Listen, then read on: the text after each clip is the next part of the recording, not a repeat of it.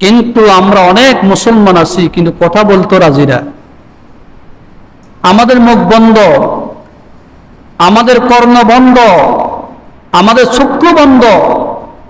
চোখের দ্বারা দেখিও দেখি না, কানের দ্বারা শুনিও শুনি না, অন্তর দ্বারা উপলব্ধি করতে পারি না। কারণ একটাই ভয়। কি ভয়? বোমার ভয়, ক্ষেপণাস্ত্রের ভয়, অস্ত্রের ভয়, ক্ষমতার ভয়।